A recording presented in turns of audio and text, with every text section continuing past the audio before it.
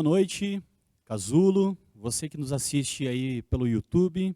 Para nós é uma alegria muito grande estarmos reunidos novamente, mesmo que no formato online. Nós vamos então cultuar a Deus. Eu peço para que você feche os seus olhos na sua casa, ore com a gente, cante com a gente e permaneça com a gente até o final dessa transmissão. Se você quiser, você pode deixar o seu comentário, pedido de oração, pode interagir com a gente aqui também no chat. Já deixa o seu like, compartilhe esse vídeo com seus amigos e vamos juntos cultuar a Deus. Amém? Vamos orar então? Senhor, nosso Deus e nosso Pai, nos colocamos, Senhor, diante da Tua presença, Deus, pedindo a Tua graça, a Tua misericórdia sobre nós, Pai. Pedimos que Tu nos lave de todo pecado, Senhor, e que Tu nos dê, Senhor, livre acesso à Tua presença, Pai. Nós queremos juntos, Senhor, cantar para Ti, Senhor, entoar louvores ao Teu nome, Deus. Queremos, Pai, estar contigo, Senhor, sentir o fluir do Teu Espírito Santo, Senhor, dentro dos nossos lares, dentro das nossas casas, Senhor, dentro do nosso coração também, Pai, em nome de Jesus. Fala conosco nessa noite, Senhor, nos usa poderosamente, Deus, para abençoar a vida das pessoas que nos assistem, Senhor, que estão conosco nesse culto, Pai, em nome de Jesus, Senhor. Vai ministrando a Tua unção, Senhor, a presença do Teu Espírito Santo desde já, Senhor, em todos os lares, em nome de Jesus.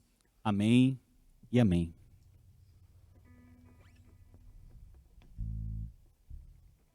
Nós vamos cantar uma canção que se chama A Luz Rompeu as Trevas.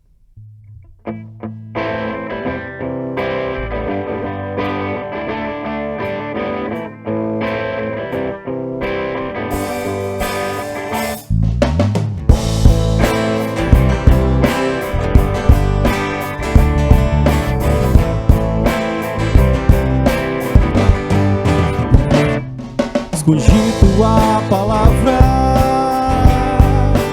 em meu coração, escondi Tua palavra em meu coração, escondi Tua palavra em meu coração.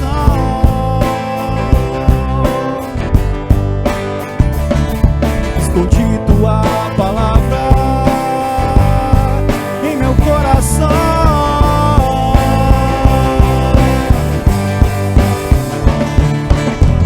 O Verbo se fez carne, a luz rompeu as trevas. O Verbo se fez carne, a luz rompeu as trevas.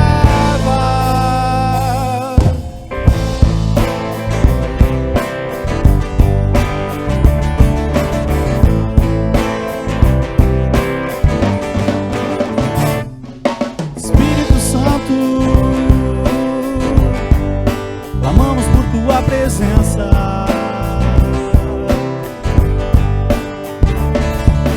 Senhor Jesus, invocamos o Teu santo nome. Espírito Santo, clamamos por Tua presença.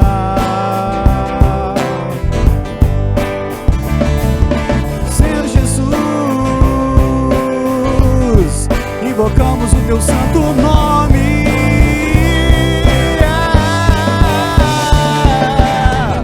O Verbo se fez carne,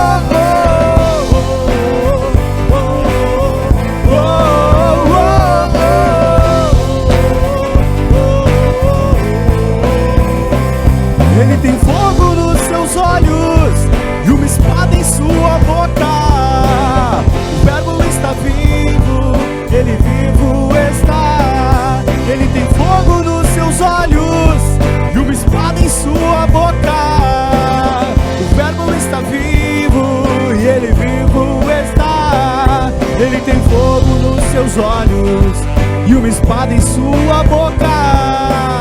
O verbo está vivo.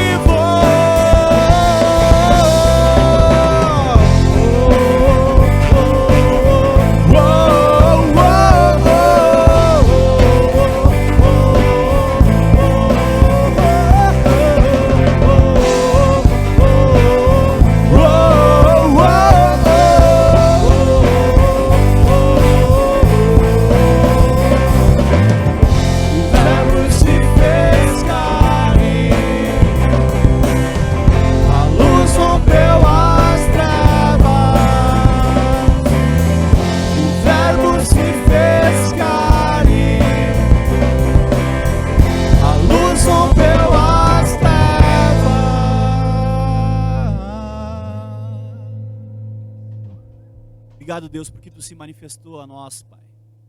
Esse mistério, Senhor, que foi oculto de outras gerações, Tu se revelou, Senhor, na pessoa de Cristo, trazendo luz. A luz rompeu as trevas, rompeu também as trevas que estavam no nosso coração, e hoje nós cremos em Ti.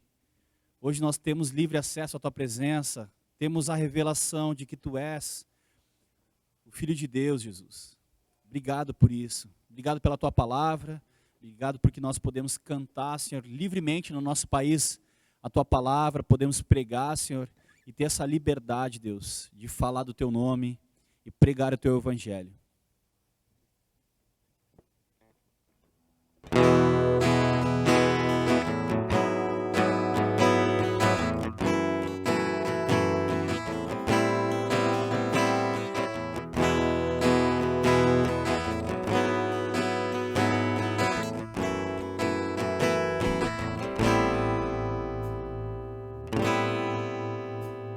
Eu quero continuar a caminhar, mas é difícil, tento me esforçar,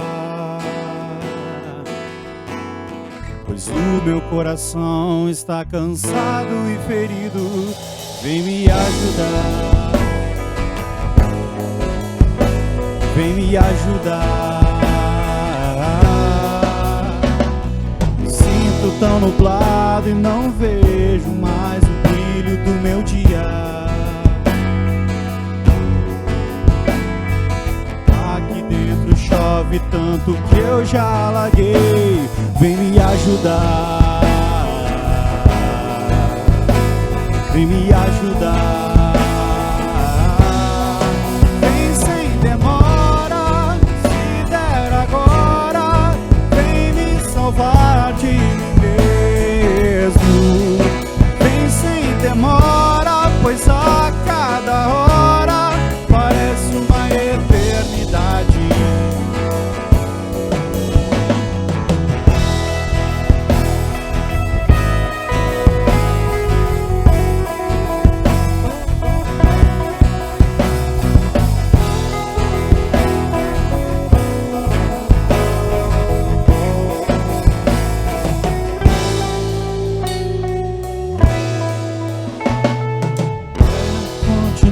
A caminhar, mas é difícil, tento me esforçar,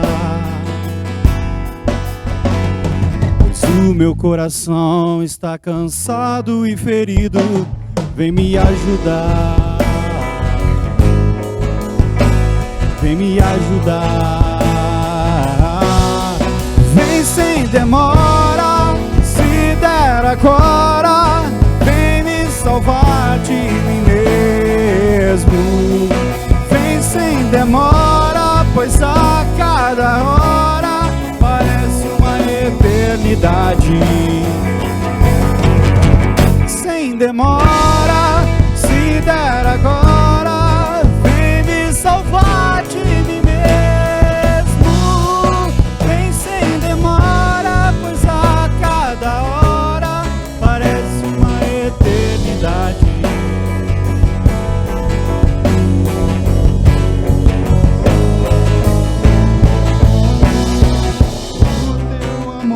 Salvou, o Teu amor me ajudou, o Teu amor me curou, o Teu amor era tudo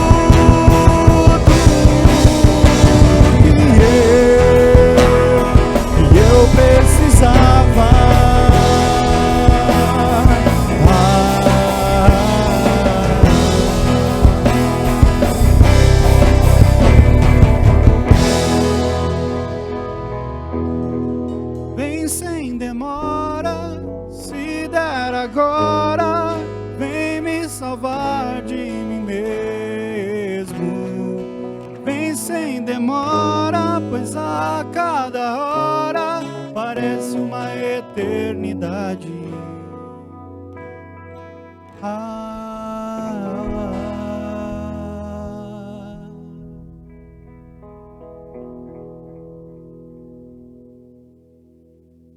Cantamos essa canção, Senhor, assim como o salmista diz: apressa-te em me socorrer. Muitos de nós, Senhor, estão nesse momento, Deus, emocionalmente abalados por causa da pandemia, Pai. Por causa desse isolamento, Deus, desse afastamento que nós temos, Senhor. Às vezes afastado do afeto da família, afastado dos amigos, afastado das pessoas que amam, Senhor. Então nós te pedimos, a nossa oração é: te faz presente, Deus. Vem nos socorrer, Pai. Apressa-te em nos socorrermos, Senhor. Em nome de Jesus, por favor, entra nos nossos corações, entra nas casas agora, visita as pessoas, Pai, em nome de Jesus. Elas possam sentir o teu abraço, o teu afago e a tua presença, Senhor, consolando. O teu Espírito é o consolador. Então que ele possa consolar os corações das pessoas que estão, Senhor, quebrantadas, abatidas, Pai.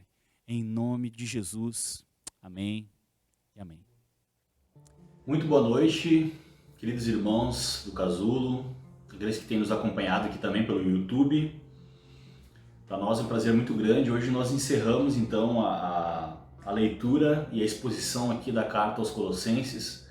Eu tenho certeza que Deus reserva um momento muito especial para nós e vai ser uma alegria muito grande poder meditar aqui na Palavra de Deus junto com vocês. Eu queria pedir para que a gente orasse juntos antes da gente entrar propriamente na Palavra. Depois nós vamos fazer a leitura do texto e depois a explicação desse texto. Tá bom? Vamos a Deus em oração. Senhor, nosso Deus e nosso Pai, obrigado por esse tempo, Deus. Obrigado pela oportunidade, Deus, de pregar o Teu Evangelho, Senhor. Paulo estava preso, Senhor, e mesmo assim não deixou de pregar o Evangelho, escrevendo cartas, se manifestando, pregando para os guardas romanos, Senhor. E nós estamos fazendo, Senhor, a mesma coisa aqui, Senhor, pregando o Teu Evangelho, o Evangelho da Tua graça. Mesmo que dessa maneira online, Deus, por causa das circunstâncias, nós sabemos que a Tua Palavra não está presa, Deus. Então que a Tua Palavra, Senhor, no poder do Teu Espírito Santo, possa impactar e quebrar os corações, Senhor, ferir os corações, Senhor, nessa noite, em nome de Jesus. Nos leva, Senhor, leva a nossa mente cativa a Ti, Senhor, para que a gente aprenda mais, Senhor, a ser parecido com Jesus. É no Teu nome, Jesus, que nós pedimos isso. Amém. Bom, então nós vamos encerrar aqui a leitura. Nós encerramos, na semana passada nós fizemos a leitura do capítulo 3 até o versículo 25.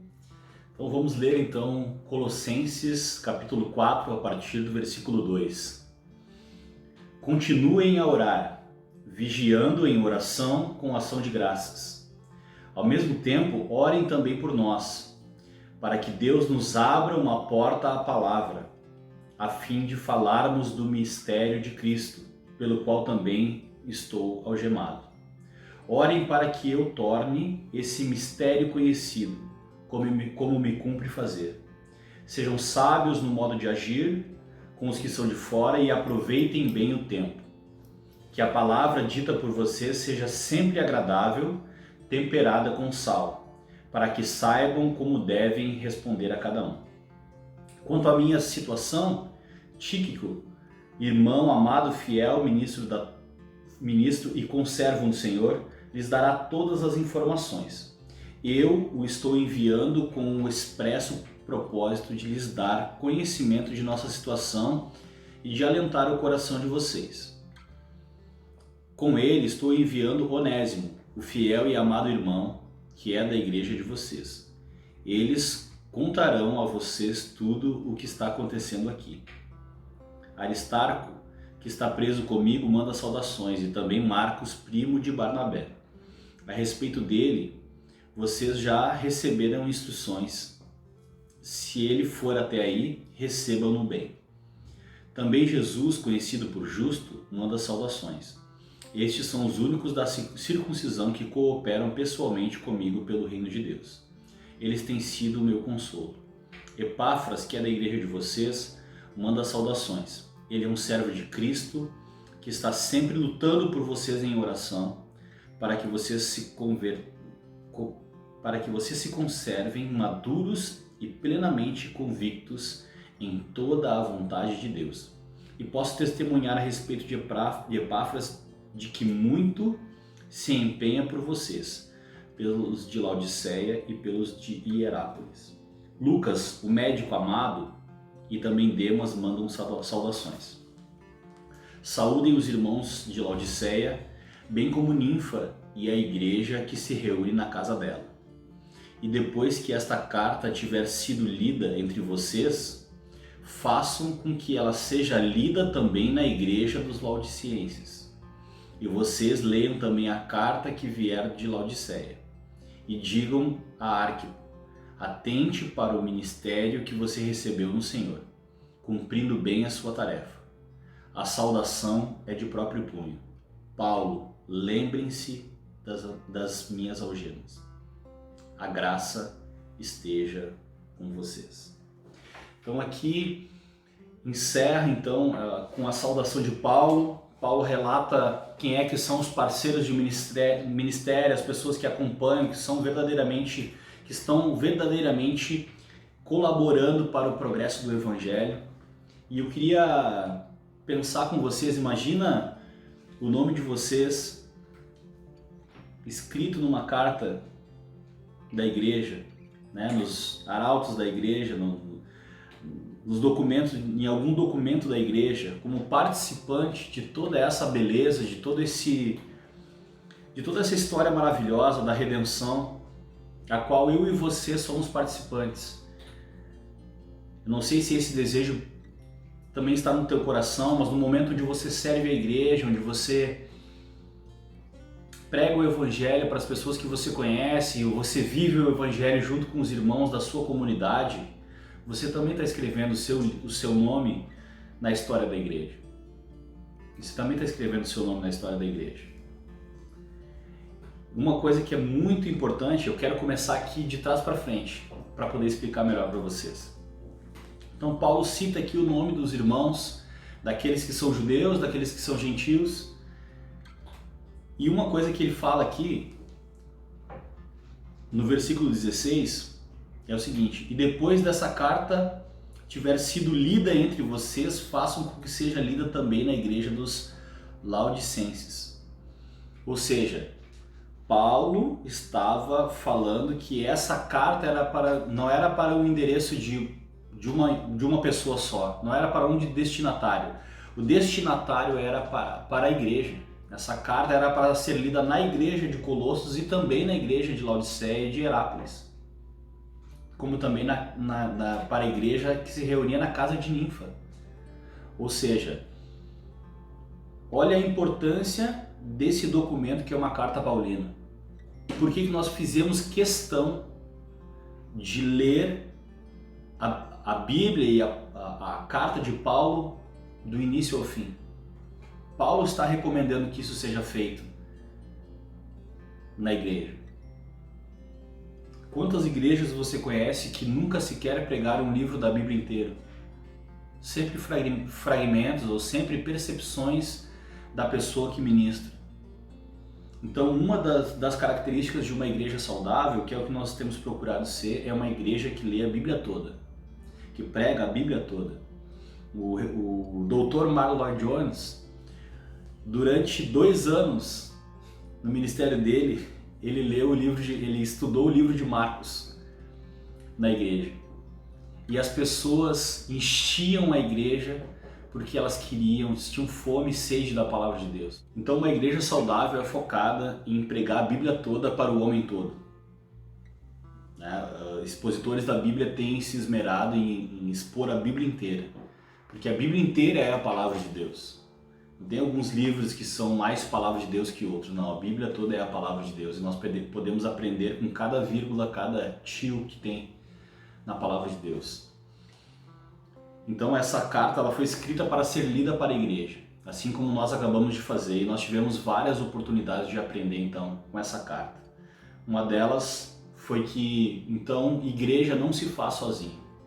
Paulo contava aqui com muitas pessoas que o ajudavam no ministério. Para quem não sabe, esse médico Lucas foi quem escreveu Atos dos Apóstolos, quem escreveu o Evangelho de Lucas. E Marcos, que ele também cita aqui no final da carta, foi quem escreveu o Evangelho segundo Marcos, que era primo de Barnabé. Então, igreja não se faz sozinho. Paulo deixa muito claro aqui as parcerias, as pessoas que são fiéis a Jesus e fiéis ao ministério e ao chamado que ele fez, não para Paulo, mas para toda a igreja. O Evangelho, a pregação do Evangelho é a missão da igreja.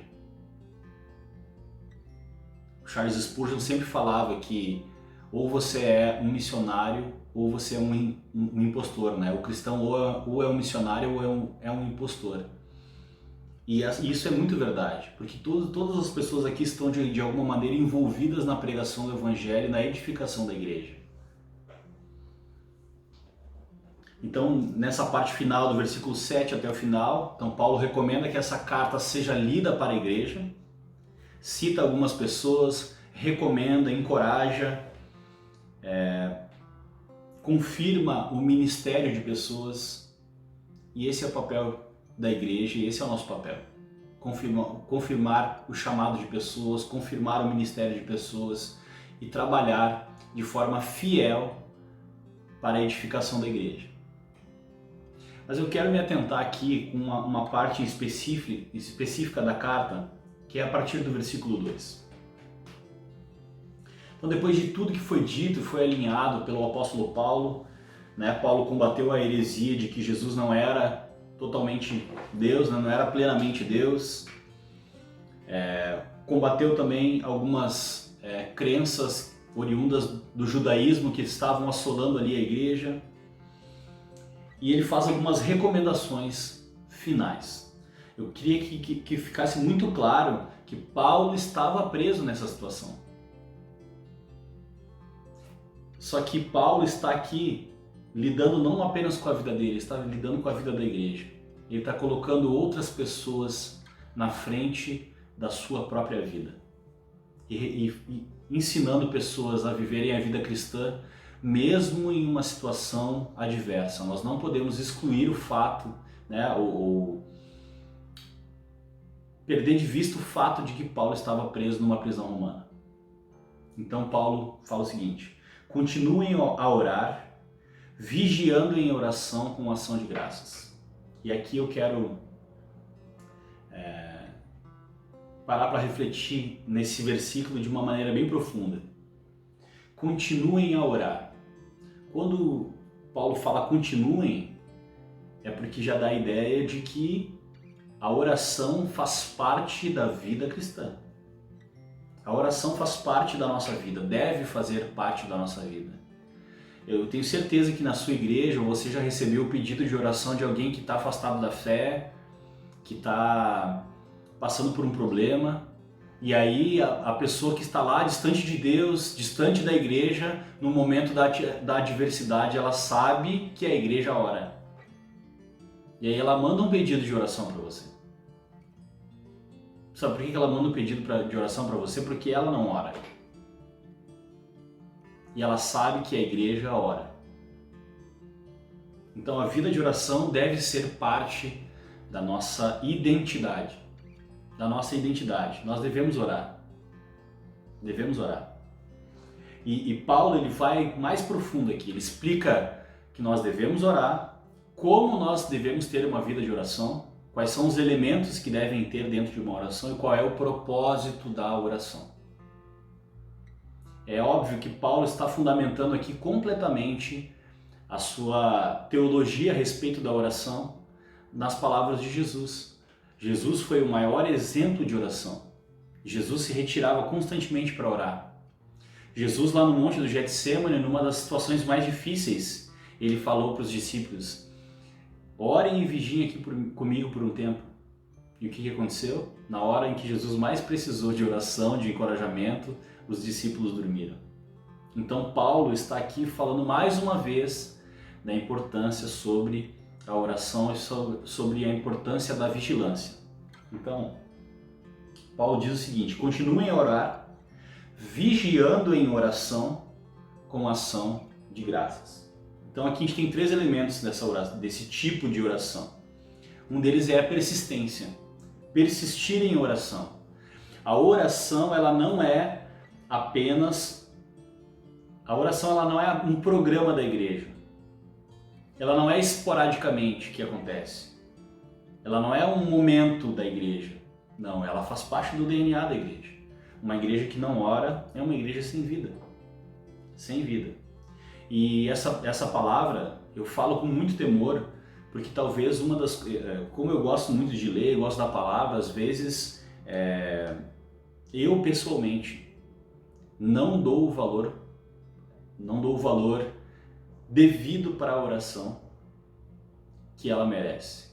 Então a minha oração é para que eu e você, nós juntos valorizemos a oração, assim como Paulo está dizendo para nós valorizarmos, assim como Jesus nos ensinou a valorizar, e que nós sejamos uma igreja também de oração. Amém? Então, persistência. A oração como um estilo de vida. Eu não sei se você já ouviu falar, mas quando a gente é pego de surpresa, por alguma adversidade, às vezes eu já vi muitas pessoas responderem assim: nesse caso, a única coisa que nós podemos fazer é orar. Quando na verdade está errado. A melhor coisa que nós podemos fazer é orar. Porque principalmente a respeito das coisas que nós não temos poder para modificar, né, para transformar, a melhor coisa que nós podemos fazer é orar. Porque a oração, ela transforma não só a circunstância, mas transforma também a pessoa que está passando por essa circunstância. A pessoa também passa por essa circunstância de maneira diferente por causa da oração. É por isso que nós precisamos estabelecer um estilo de vida de oração, uma cultura de oração na nossa igreja também. Não é orar quando é necessário. Paulo, assim como Jesus, nos convida e nos ensina a orar sempre. Lá em 1 Tessalonicenses capítulo 5, 17, Paulo também vai dar essa mesma recomendação com outras palavras, e eu tenho certeza que você já ouviu esse versículo, que é: orai sem cessar. Orai sem cessar. E ele também fala: e em tudo dai graças. E essa é uma outra parte da oração, a respeito da oração, que nós vamos trabalhar também. Então nós temos a persistência na oração, nós precisamos vigiar, vigiando em oração com ação de graças. Vigiar para não cair em tentação e para nós não sermos pegos, distraídos, desatentos. Jesus estava passando lá no Getsemane por um momento tenso, o momento mais tenso da vida dele. E ele pediu, quando ele falou: vocês podem vigiar, mantenham o foco nessa situação. Mantenham o foco nessa situação, fiquem ligados. Fiquem ligados. Uma das palavras que a gente mais ouve, talvez nos nossos dias, e que é um diferencial, inclusive pode ser até tido como virtude, é o foco. Né? Uma pessoa que tem um corpo malhado, as pessoas falam: esse cara é um cara focado. Uma pessoa que é eficaz no trabalho, esse cara é focado. Esse cara é focado. E nós precisamos também colocar o nosso foco, o foco da nossa vida espiritual e da nossa vida. Quando a gente fala vida espiritual, eu acho engraçado, porque não existe só a vida espiritual.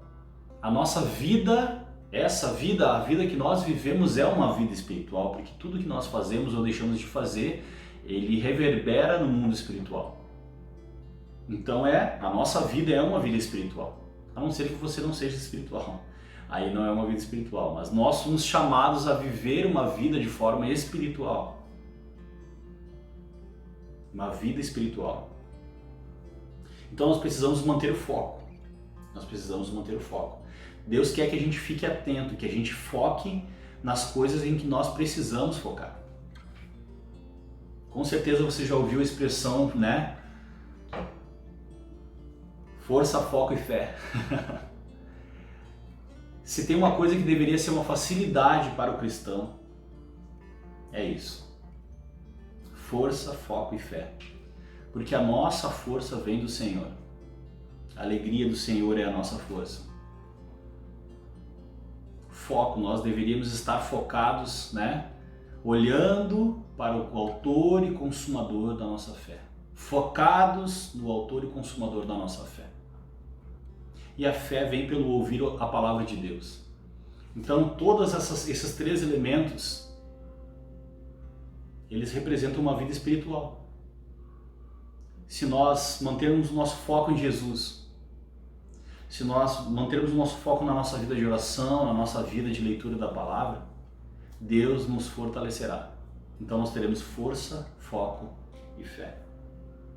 A força vem dele, o nosso foco está nele e a nossa fé também está nele.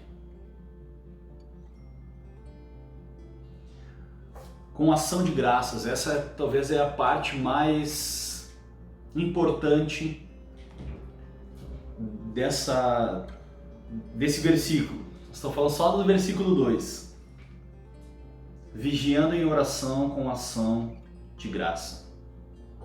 É impossível agir com ação de graça sem entender o que é a graça. O que é a graça?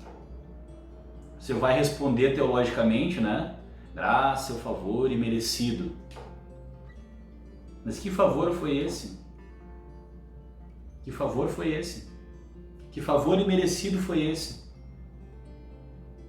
Quando a gente perde o foco do Evangelho, quando a gente esquece do Evangelho, do preço que foi pago na cruz por nós nos tornamos pessoas ingratas. Porque nós passamos a achar que nós merecemos alguma coisa. Mas quando nós olhamos para a cruz de Cristo, quando nós olhamos para o Evangelho, para o Cristo crucificado, por causa dos nossos pecados, nós lembramos que tudo o que nós temos é dádiva. Tudo que nós vivemos é dádiva. Tudo é graça, tudo é motivo de gratidão. Tudo é motivo de gratidão. A questão toda aqui, eu não sei se vocês lembram, mas na história do povo de Israel, Deus se move de forma milagrosa, graciosa, para tirar o povo do sofrimento da escravidão do Egito. Deus faz milagres, Deus age de maneiras sobrenaturais, livra o povo da escravidão, livra da morte, né? Abre o Mar Vermelho e livra o povo da morte, porque os soldados do faraó estavam perseguindo o povo e livra eles da morte, porque eles iam morrer. E foi só o Mar Vermelho fechar nas costas deles, eles começaram a murmurar e a se lembrar das coisas que eles tinham lá no Egito. O engraçado é que eles esqueciam do açoite, esqueciam da escravidão, da humilhação, de todas as coisas ruins, e eles lembravam das comidas do Egito, dos manjares do Egito. Muitas vezes na nossa vida nós fazemos isso também. Muitas vezes. Por quê? Porque nós perdemos o foco. Perdemos o foco do Evangelho. Perdemos o foco daquilo que é realmente necessário nós mantermos o nosso foco. Então a questão é, ou você não entende o quão pecador você é e o quão gracioso Deus foi ao te escolher, ao te chamar, ao te perdoar, pois você não merece a salvação. A obra da cruz é esse favor imerecido. Ou você compreendeu, mas tem um coração tão duro e tão rebelde que não é capaz de reagir a essa graça e agir com graça a outros e viver uma vida grata e sem murmurações. É claro na Escritura que Deus odeia os murmuradores. Deus odeia a murmuração. Resmungão, né? Os resmungões. Vocês lembram do povo de Israel? O povo de Israel é a maior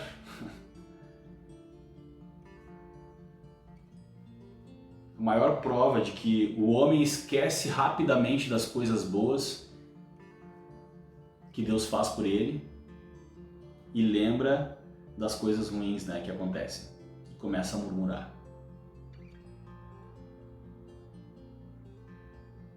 Os murmuradores só pensam em si mesmos, no que é melhor para si, nas suas preferências. E a ação de graça, essa ação de graça, ela é um pacote que eu gostaria de destrinchar com vocês. É tanto um sentimento de gratidão, uma predisposição de espírito que vai desembocar, que vai se transformar em ação de graça. Conhece a gratidão hipócrita? A gratidão hipócrita é aquela, não, sou muito grato, tapinha nas costas, mas não é movida, ela não é acompanhada de uma ação de gratidão. É por isso que é ação de graça. É mais que um sentimento de gratidão. É um sentimento de gratidão, uma predisposição de espírito acompanhada de atitude. Acompanhada de atitude. Então, principalmente para quem é pastor, já passou muito isso, né? Eu já passei muito isso.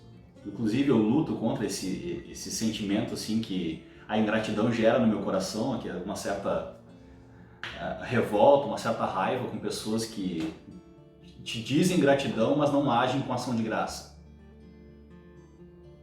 Então, a ação de graça é um sentimento de gratidão acompanhado de uma ação de graça.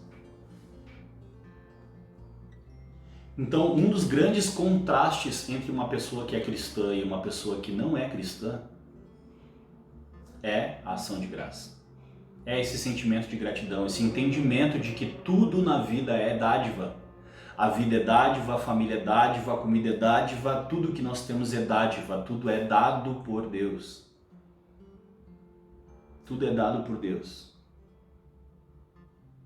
Então, o único sentimento que pode permear o nosso coração, se nós reconhecermos isso, se nós reconhecermos que tudo vem de Deus, o único sentimento possível no nosso coração é gratidão. Só que nós não somos gratos porque o nosso coração é pecaminoso, nós somos pecadores. Ou seja, o egoísmo, o egocentrismo está lá. E a murmuração é fruto desse egoísmo. É o desdobramento do egoísmo, do querer tudo para si, da avareza, né? Tem um salmo que fala algo muito interessante que eu queria ler com vocês sobre gratidão, que é o Salmo 116. Ele vai falar: compassivo e justo é o Senhor, o nosso Deus é misericordioso. O Senhor vela pelos simples. Quando eu estava prostrado, Ele me salvou. Ó minha alma, volte ao seu sossego, pois o Senhor tem sido bom para você. Versículo 12. Que darei ao Senhor por todos os benefícios para comigo?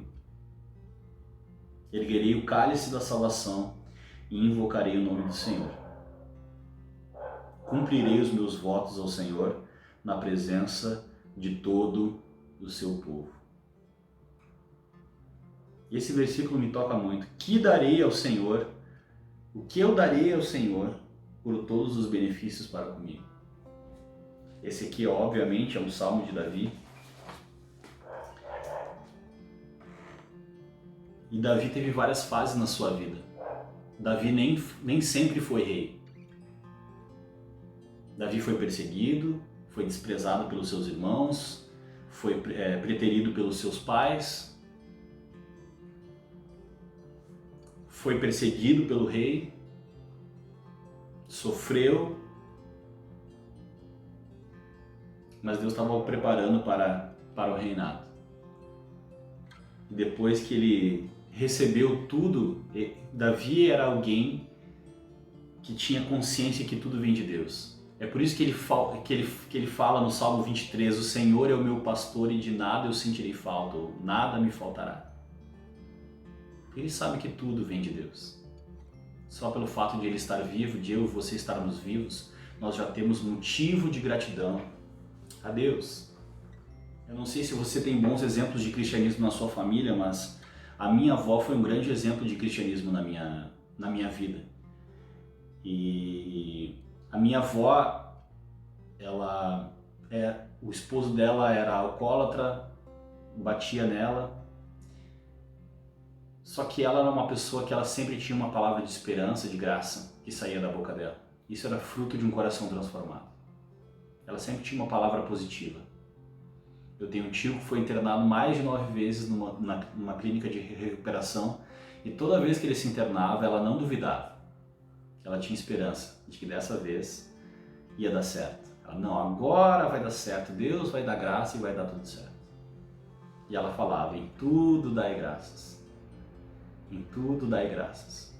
Em tudo dai graças. E isso ficou grudado no meu coração. Essa foi uma lição que eu aprendi com ela. Em tudo dai graças. Em tudo dai graças. A murmuração é um sinal da falta de oração. A murmuração é um sinal de falta de oração. Uma pessoa insatisfeita, uma pessoa que murmura demais e uma pessoa que não ora. Por que eu digo isso?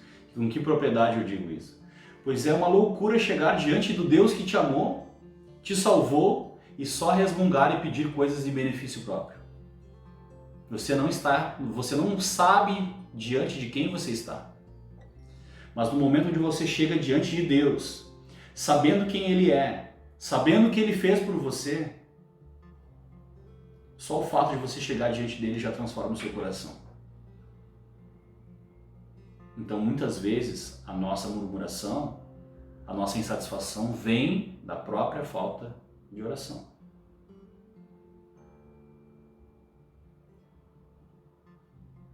Por isso que eu sempre falo, né? Me mostra uma vida cristã capenga que eu te mostro um erro doutrinário grosseiro. Fala onde está pegando e vai ter doutrina desalinhada, desajustada. Por isso que eu sempre falo, o meu jargão na igreja doutrina é importante. Doutrina é importante. É por isso que nós lemos com tanto cuidado a palavra de Deus, é por isso que nós nos dedicamos tanto a fazer as coisas certas. Não tem como a gente alcançar um resultado diferente fazendo as mesmas coisas. A palavra de Deus é um espelho. A gente lê ela e ela nos lê. E quando ela nos lê, ela nos mostra aquilo que precisa ser ajustado na nossa vida. E a gente tem apenas duas alternativas. É o famoso e daí ou e agora. Tu pode reagir com e daí, tá, tanto faz, tá, Bíblia, tá. Ou tu pode falar, e agora? Agora eu preciso mudar. Agora eu preciso fazer diferente. Algo precisa mudar na minha vida. E quando Deus está falando com a gente aqui a respeito de oração, eu gostaria que você sondasse o teu coração e a tua vida. E como está a tua vida de oração?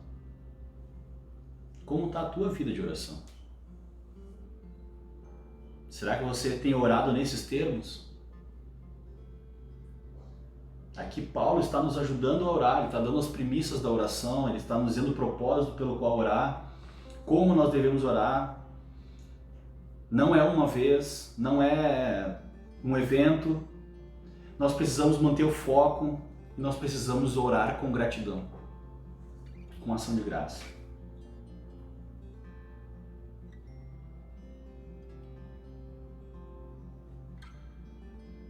Então aqui que Paulo vai falar. Então aqui eu digo, Só ora com ação de graça, só age com graça quem de fato entendeu a graça. Por isso em todas as mensagens nós falamos a respeito do Evangelho. O Evangelho não é um bom conselho, o Evangelho é uma boa notícia. E uma boa notícia gera gratidão. Em que você não merecia ser salvo, mas você foi salvo pelo sacrifício da cruz. Deus se moveu na sua direção e te salvou. Isso é uma boa notícia.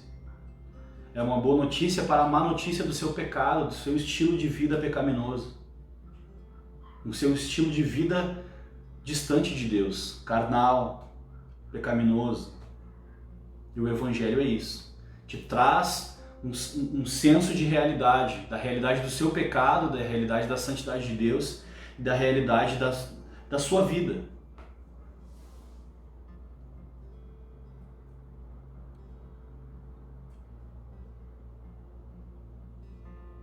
Paulo também fala sobre o propósito da oração. Como eu falei, Paulo está preso. E olha que Paulo fala qual é o motivo. Qual é a coisa que uma pessoa que está presa está pedindo para que outros orem, vai pedir? Liberdade. Paulo, se nós estivéssemos no lugar dele, a primeira coisa, a gente já começaria a carta. Irmãos, não se esqueçam de orar para que eu saia daqui de uma vez. Mas Paulo, aqui no final da carta, ele ainda fala. Aqui no versículo 4, no 3. Ao mesmo tempo, orem também por nós, para que Deus nos abra uma porta à palavra, a fim de falarmos do mistério de Cristo, pelo qual também estou algemado. Orem para que eu torne esse mistério conhecido como me cumpre fazer. Paulo é alguém que vive com um propósito maior do que a sua própria vida. Então o Evangelho para Paulo não era apenas uma parte da vida de Paulo. O Evangelho para Paulo era a vida de Paulo. E também deve ser a nossa vida. Deve ser a nossa vida. O Evangelho não pode ser uma parte da sua vida. Um fragmento, um momento no domingo. O Evangelho deve ser a nossa vida. Porque o Evangelho é aquilo que glorifica a Deus. Tudo na nossa vida tem que estar centrado no Evangelho, assim como estava centrado na vida de Paulo. Paulo entendeu a mensagem e ele escreveu essa carta para que nós entendêssemos a mensagem também. A nossa vida deve estar centrada no Evangelho de Cristo, assim como a vida de Paulo também estava. É por isso que Paulo pode falar: sede meus imitadores como eu sou de Cristo. Que era alguém que vivia para a glória de Deus. Então Paulo tinha um foco, Paulo tinha um objetivo, e esse objetivo não era a própria vida, não era a satisfação, não era a própria realização, era a glória de Deus através da proclamação do Evangelho, do progresso do Evangelho mesmo dentro das cadeias de Roma. Em outra carta, Paulo vai falar que na casa de César todos tinham se convertido, ou seja, a guarda pretoriana, de tanto Paulo pregar nos anos em que ele ficou preso, a guarda real, né, a guarda do imperador, tinha se convertido. Ou seja, em nenhum momento. A adversidade não é empecilho para que nós não preguemos o Evangelho. Parece que a gente quer pregar o Evangelho só quando estiver tudo bem. Quando todas as minhas contas estiverem pagas, quando eu tiver conseguido tirar férias, quando tiver tudo certo na minha vida, e agora eu vou começar a pregar o Evangelho. Nós não somos desafiados a viver o Evangelho em todas as circunstâncias. Aliás, é o Evangelho que vai nos ajudar a passar pelas mais difíceis circunstâncias da vida. Esse é o diferencial de um cristão e de um não cristão.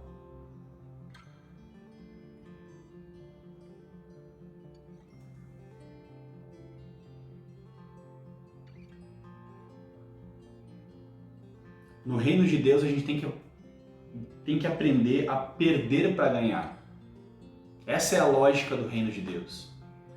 Mas a lógica, a gente quer vir para a igreja, a gente quer viver o evangelho na lógica do mundo. A gente quer ganhar e não perder. Essa é a lógica do mundo. É o ganhar para si. É o ter mais que o outro. Mas a lógica do evangelho é diferente. A lógica do evangelho é aquele que perder a sua vida, ganhá-la-á, e aquele que ganhar a sua vida perdê-la-á. Essa é a lógica. Jesus entendeu isso, Paulo entendeu isso, e nós precisamos entender isso também. Quando nós passarmos a viver esse estilo de vida, nós vamos ver uma mudança na nossa vida. Não tem como viver o evangelho de outra forma, a não ser como Jesus viveu e como os apóstolos viveram. Então, perca primeiramente a sua maneira de pensar o evangelho, egoísta, mundana, centrada em si mesma, querendo ganhar ao invés de perder, e se permita perder, se permita agir com graça. Agir com graça para com o outro também é perder. É também abrir mão do seu conforto para que o outro tenha conforto. Abrir mão daquilo que eu tenho para que o outro tenha. Foi o que Jesus fez. Foi o que Jesus fez. Então eu acho engraçado que Paulo ficaria milionário nos dias de hoje se ele fosse coaching. Porque aqui mesmo,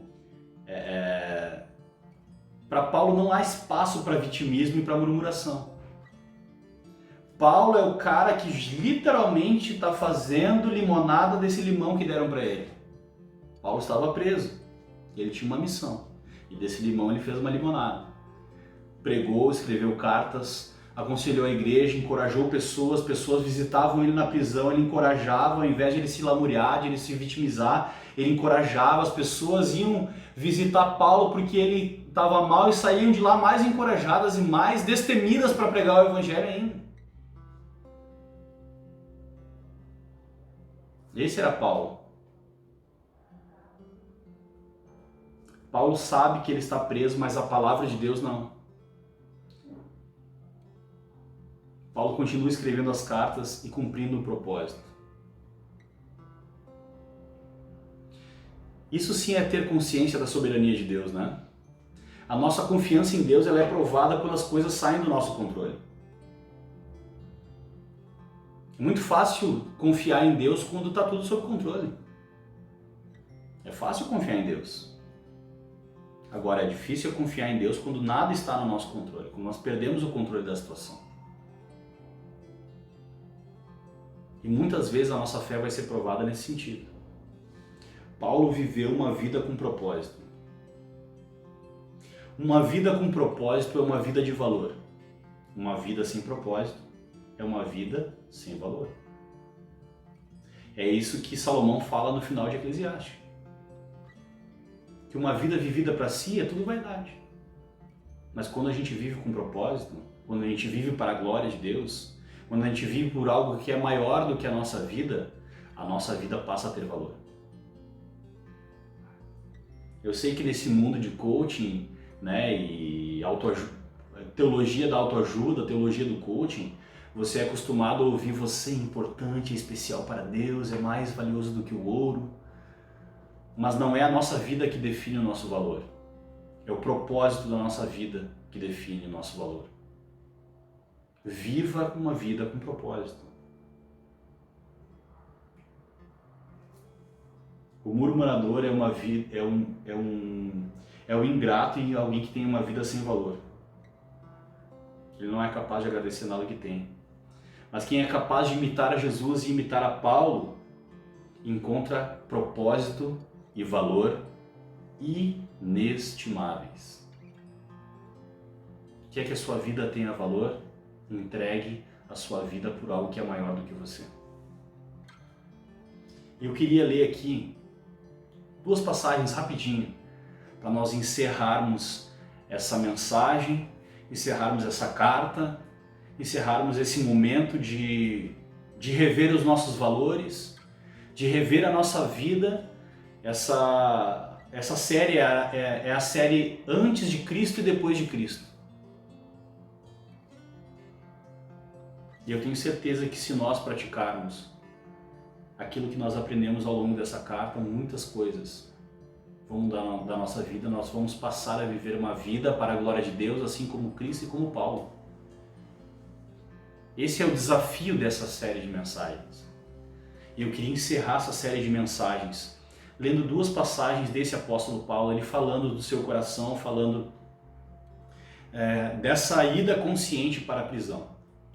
Romanos capítulo 8, versículo 18 vai dizer o seguinte: porque para mim tenho por certo que os sofrimentos do tempo presente não podem ser comparados com a glória a ser revelada em nós. É o que o John Piper vai chamar de graça futura.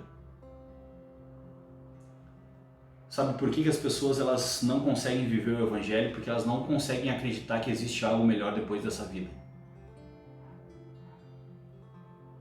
Só quem crê em Deus, quem crê no Evangelho, consegue abrir mão dessa vida por uma vida maravilhosa e plena, porque ele acredita que existe uma vida maravilhosa e plena depois da morte. Irmão, se eu conseguisse acreditar que a vida é só isso, eu estaria vivendo para mim mesmo. Só que não, eu fui convencido por Deus, pela verdade de Deus, de que há uma vida depois daqui. Então vale sim a pena abrir mão dessa vida para glorificar a Deus. Vale a pena sim abrir mão dessa vida para receber a vida eterna junto daquele que me amou primeiro. Um lugar onde não há tristeza, onde não há dor, como eu gosto de brincar, não há boleto para pagar, não corta a sua luz, não corta a sua net. E mais, você vai morar com a pessoa que mais te ama, que é Jesus. Todo mundo anseia por ser amado. No versículo que eu sempre falo, mas Deus prova o seu amor para conosco em que Cristo morreu por nós, sendo nós ainda pecadores. Romanos 5:8. E eu queria ler esse último texto que está escrito aqui em Atos 20, e com esse texto eu encerro. Vocês sabem, Paulo está falando, vocês sabem como eu me conduzi entre vocês em todo o tempo, desde o primeiro dia em que entrei na província da Ásia, servindo o Senhor com toda a humildade, com lágrimas e com provações, que me sobrevieram pelas ciladas dos judeus. Vocês sabem que jamais deixei de anunciar o que fosse proveitoso e de ensinar isso a vocês publicamente e também de casa em casa. Publicamente e também de casa em casa. Testemunhando tanto a judeus como a gregos, o arrependimento para com Deus e a fé em nosso Senhor Jesus Cristo.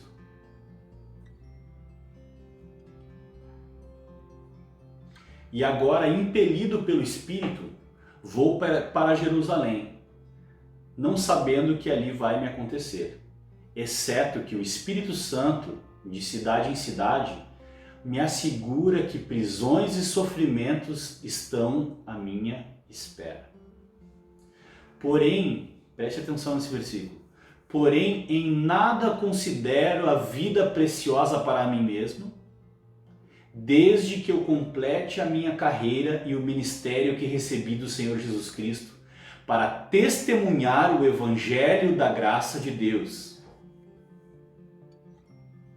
O valor da vida de Paulo não estava na própria vida, estava no propósito da sua vida. Vou repetir. O valor da vida de Paulo não estava na sua própria vida, nas coisas que ele podia conquistar, na glória que ele podia alcançar. O valor da vida de Paulo estava no propósito da vida dele, que era a glória de Deus.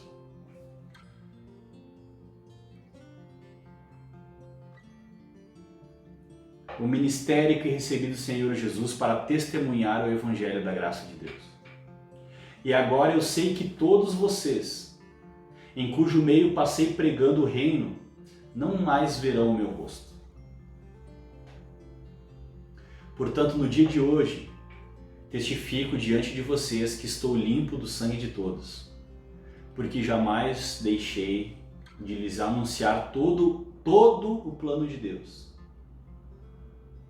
Cuidem de vocês mesmos e de todo o rebanho no qual o Espírito Santo os colocou como bispos, para pastorearem a igreja de Deus, a qual ele comprou com o próprio sangue. Então Paulo estava consciente de que ele estava encerrando o ministério dele. Paulo estava recomendando que as pessoas que iam ficar fizessem e procedessem conforme tudo aquilo que ele se esmerou para ensinar. Paulo estava cumprindo Mateus 28, 20. Ide por todo mundo, pregai o Evangelho, batizando em nome do Pai, do Filho e do Espírito Santo, ensinando todas as coisas que vos tenho ensinado. E Paulo ensina essas pessoas, encoraja essas pessoas a fazerem o mesmo. Isso é vida cristã, isso é igreja, isso é missão, é isso que Deus deseja que nós façamos também. Primeiro, que nós consigamos praticar a palavra, nós sejamos praticantes da palavra, nós de fato consigamos viver uma vida centrada no Evangelho. E enquanto nós vamos vivendo a nossa vida centrada no Evangelho, nós vamos ensinando outras pessoas a viverem centrados no Evangelho também. Assim como Jesus fez com os seus apóstolos, assim como Paulo fez com os discípulos e as pessoas que ele está recomendando aqui no final da carta. Lucas, o médico amado, a Ninfa e a igreja que se reúne na casa dela, a Marcos, a Onésimo, a Tíquico, a Epáfras que foi até Paulo na prisão para que essa carta fosse escrita. Paulo está aqui deixando seu legado, e o legado não era o que ele fez, mas era a mensagem. O legado de Paulo não era a vida dele, era a mensagem que ele anunciava. E essa mensagem é a mensagem do Evangelho. E essa é a mesma mensagem que está sendo anunciada para você nesse vídeo. Eu espero que a mensagem do Evangelho entre no seu coração, gere gratidão, gere fome por Deus, desejo pela oração, por estar com Deus, por crescer, por se parecer mais com Jesus. Esse é o meu desejo nessa noite. Que essa palavra, que essa carta, que essas exposições nessa carta possam gerar em você o desejo de servir a Jesus, como Paulo fazia, como esses irmãos aqui no final da carta também faziam. Pessoas que encontraram o valor da sua vida, o propósito da sua vida, em viver e pregar o Evangelho, em ser testemunhas de Jesus. Lá em Atos capítulo 1, versículo 8, diz que quando nós recebêssemos o Espírito Santo, nós seríamos revestidos de poder para ser testemunhas de Jesus. Então que nós possamos ser revestidos pelo Espírito Santo para testemunhar o Evangelho de Jesus nesse mundo caído que nós vivemos, em pleno século XXI, na cidade de Porto Alegre, ou onde quer que você esteja me assistindo. Que Deus possa te capacitar. E eu encerro essa mensagem com a mesma expressão e com a mesma palavra que Paulo deseja aqui. Que a graça de Jesus esteja com vocês. Amém? Vamos orar. Senhor nosso Deus, nosso Pai, nos conduz, Deus, nos transforma, Senhor, pelo poder da Tua Palavra. Nós cremos que é a Tua Palavra que transforma, Senhor. Sem a Tua Palavra não há transformação. Sem a Tua Palavra pode haver emoção, mas com a Tua Palavra há transformação, Deus. Que não seja apenas um momento de tristeza por causa do nosso pecado, de vergonha, mas que seja, Senhor, uma transformação, Senhor, na nossa vida, Pai. Nos ajuda a viver uma vida centrada no Teu Evangelho, como Paulo viveu, como Cristo viveu. Nos ajuda, Senhor. Nós sabemos que estamos muito aquém, mas nós não aceitamos, Senhor, a nossa condição. Nós queremos, Pai, reagir à boa notícia do Evangelho de forma digna do Evangelho. Nos transforma, Senhor, em uma igreja com propósito, que a nossa vida seja uma vida com propósito, Senhor. Que o valor da nossa vida seja o motivo pelo qual nós vivemos e morremos. Nos ajuda, Deus, a orar mais, nos ajuda, Senhor, a ser gratos. Em nome de Jesus. Amém e amém. Amém. Muito obrigado a você que nos acompanhou até aqui. Se possível, dê o seu like no vídeo, compartilhe esse vídeo com alguém. Se essa mensagem te edificou, encaminhe esse vídeo para alguém. E eu espero que você tenha sido abençoado, assim como eu fui abençoado nesse tempo que a gente ficou aqui aos pés de Jesus, ouvindo a sua palavra. Amém? Que Deus te abençoe poderosamente, em nome de Jesus.